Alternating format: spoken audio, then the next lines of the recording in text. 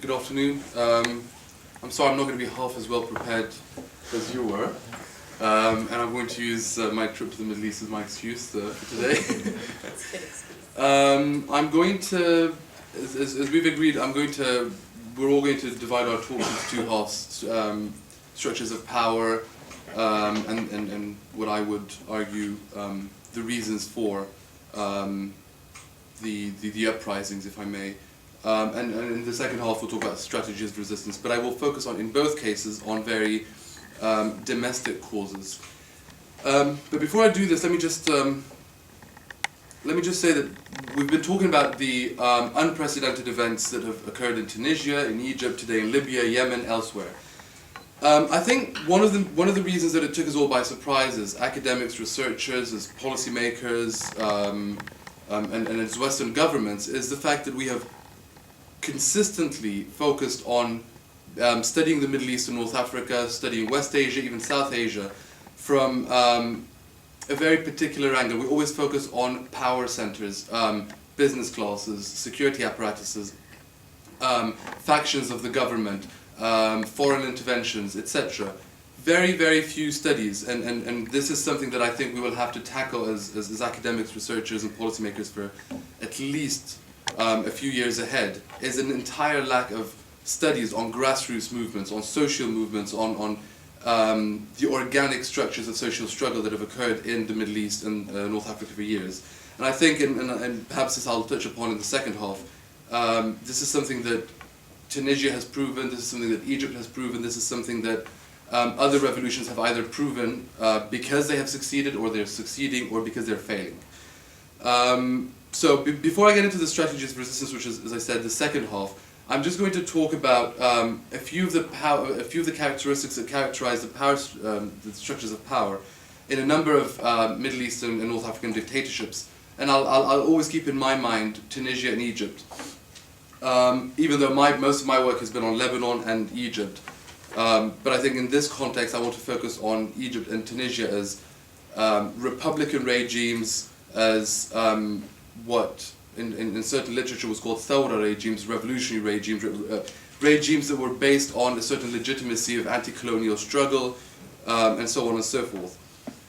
Now I just want to, why have popular uprisings happened today and not a decade ago, not 2 decades ago, not against Sadat, not against Habib Bourguiba, not even against Ben Bella in Algeria? Why today? Why in the 2000s? Why has the Middle East and North Africa missed the second wave of democratization, if we use such characterizations?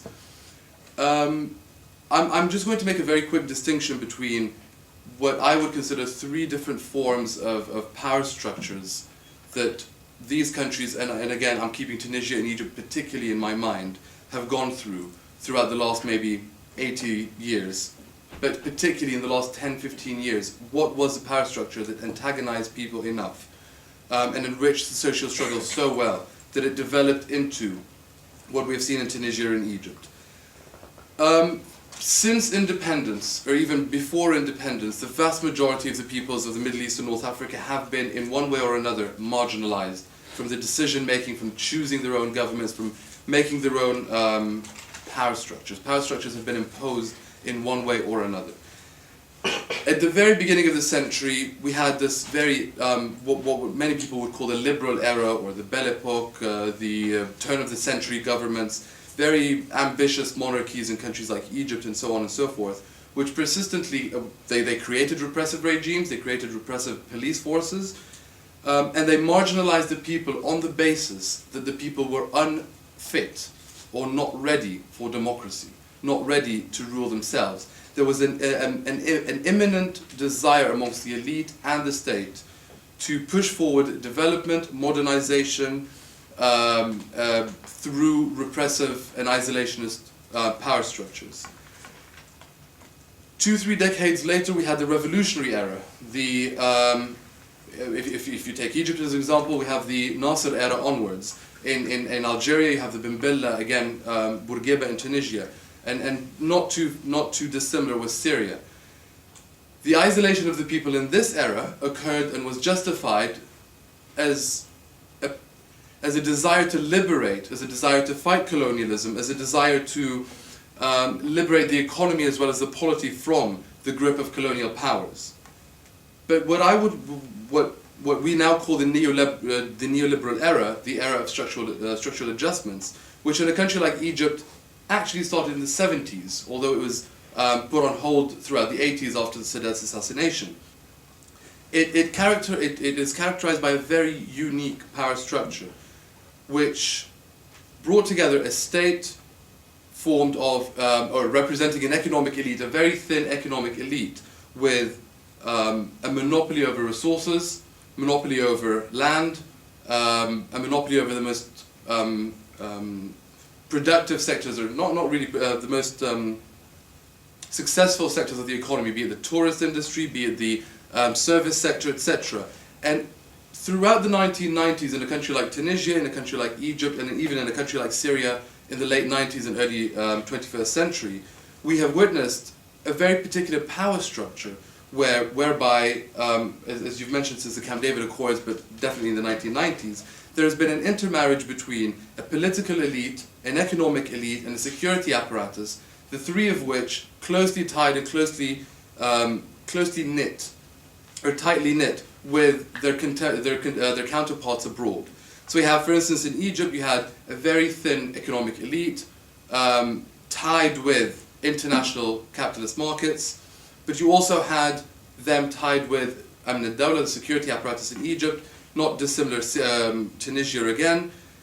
The state had turned into a predatory state that was isolating the vast majority of the power structures of the state were isolating the vast majorities, the components of social struggle, the components of society, which gave rise to a very large informal economy, very large non-cash economy, and what I'll try to touch upon in the second half, a culture, an entire cultural. The state was absent from urban planning, from cultural processes, as well as the actual effective economy.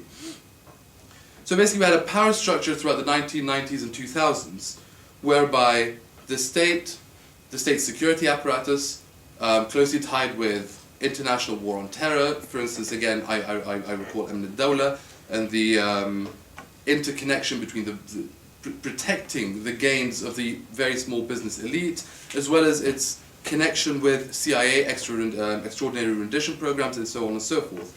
And that again brings us to the interconnection between the structures of power domestically and the structures of power externally, or in terms of regional and international politics. The interconnection between